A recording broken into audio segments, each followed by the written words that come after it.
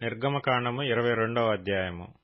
ఒకడు ఎద్దునైనను గొర్రెనైనను దొంగిలించి దాని అమ్మినను చంపినను ఆ ఎద్దుకు ప్రతిగా 5 ఎద్దులను, ఆ గొర్రెకు ప్రతిగా 4 గొర్రెలను ఇయ్యవలెను. దొంగ కన్నము వేయుచుండగా వాడు దొరికి చచ్చునట్లు కొట్టబడిన ఎడల అందువలన రక్తాపరాధం ఉండదు. సూర్యుడు ఉదయించిన తరువాత వాని కొట్టిన ఎడల వానికి రక్తాపరాధం ఉండును. వాడు సరిగా సొమ్ము మరలా చెల్లింపవలెను. వానికేమీయూ లేకపోయిన ఎడల వాడు దొంగతనం చేసినందున అమ్మబడవలెను. వాడు దొంగిలినది ఎద్దైనను గాడిద అయినను గొర్రె అయినను సరే, అది ప్రాణముతో వాని యొద్ద దొరికిన ఎడల 2 చెల్లింపవలెను. ఒకడు చేనునైనను ద్రాక్షతోటనైనను మేపుటకు తన పశువును విడిపించగా ఆ పశువు వేరొకని చేను మేసిన ఎడల అతడు తన చేలలోని మంచిదియు ద్రాక్షతోటలోని మంచిదియు దానికి ప్రతిగా నీయవలెను. అగ్ని రగిలి ముండ్ల కంపలు అంటుకొనుట వలన పంట కుప్పయైనను పంట పైరైనను చేనైనను కాలిపోయిన ఎడల అగ్నినంటించిన వాడు ఆ నష్టమును అచ్చుకొనవలెను.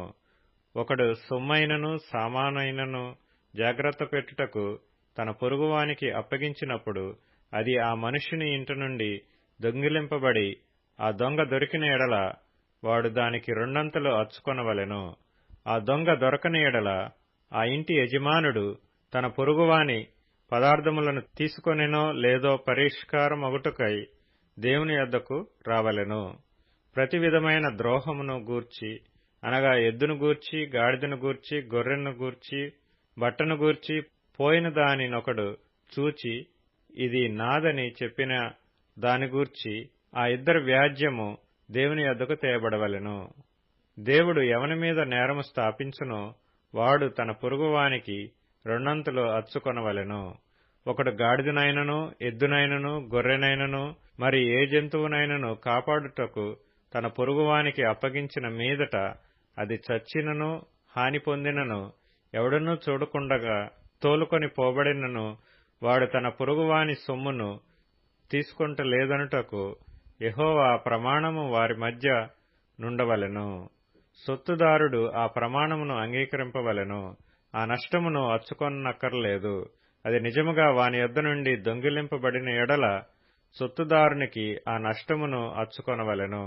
అది నిజముగా చీల్చబడిన ఎడల వాడు సాక్ష్యము కొరకు దాని తేవలెను. చీల్చబడిన దాని నష్టమును అచ్చుకొనక్కరలేదు. ఒకడు తన పొరుగువాని యొద్ద దేనినైనను బదులు తీసుకొని పోగా దాని యజమానుడు దాని యొద్ద లేనప్పుడు అది హాని పొందినను చచ్చినను దాని నష్టమును అచ్చుకొనవలెను. దాని యజమానుడు దానితో నిండిన ఎడల దాని నష్టమును అచ్చుకొనక్కరలేదు. అది అద్దెదైన ఎడల అది దాని అద్దెకు వచ్చెను. ఒకడు ప్రదానము చేయబడని ఒక కన్యకను మరలు కొల్పి ఆమెతో శయనించిన ఎడల ఆమె నిమిత్తము ఓలి ఇచ్చి ఆమెను పెండ్లి చేసుకొనవలెను. ఆమె తండ్రి ఆమెను వానికి ఇయ్యనొల్లని ఎడల వాడు కన్యకల ఓలి చొప్పున సొమ్ము చెల్లింపవలెను. శకునము చెప్పు దానిని బ్రతకనీయకూడదు.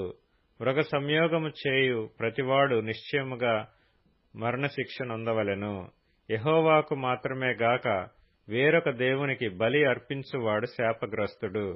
పరదేశిని విసికింపవద్దు, బాధింపవద్దు.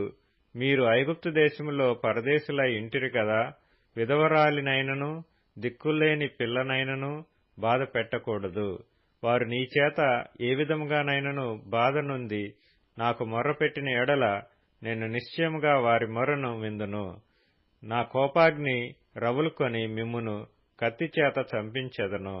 మీ భార్యలు విధవరాండ్రగుదురు, మీ పిల్లలు దిక్కులేని వారగుదురు. నా ప్రజలలో నీ యొద్ద నుండు ఒక బీదవానికి సొమ్ము అప్పిచ్చిన ఎడల వడ్డీకిచ్చు వాని వలె వాని ఎడల జరిగింపకూడదు. వానికి వడ్డీ కట్టకూడదు. నీవు ఎప్పుడైనను నీ పొరుగువాని వస్త్రమును కుదువగా తీసుకొనిన ఎడల సూర్యుడు అస్తమించు వేళకు అది వానికి మరలా అప్పగించుము. వాడు కప్పుకొనినది అదే, అది వాని దేహమునకు వస్త్రము. వాడు మరి ఏమి కప్పుకొని పండుకొనును? నేను దయగలవాడను. వాడు నాకు మొరపెట్టిన ఎడల నేను విందును. నీవు దేవుని నిందింపకూడదు, నీ ప్రజలలోని అధికారిని శపింపకూడదు. నీ మొదటి సస్య ద్రవ్యములను అర్పింప తడవు చేయకూడదు. నీ కుమారులలో జ్యేష్ఠుని నాకు అర్పింపవలెను. అట్లే నీ ఎద్దులను నీ గొర్రెలను అర్పింపవలెను. 7 దినములు అది దాని తల్లి యొద్ద ఉండవలెను. 8వ దినమున దాని నాకియ్యవలెను. మీరు నాకు ప్రతిష్ఠింపబడినవారు గనుక పొలములో చీల్చబడిన మాంసమును తినక కుక్కలకు దాన్ని పారవేయవలెను.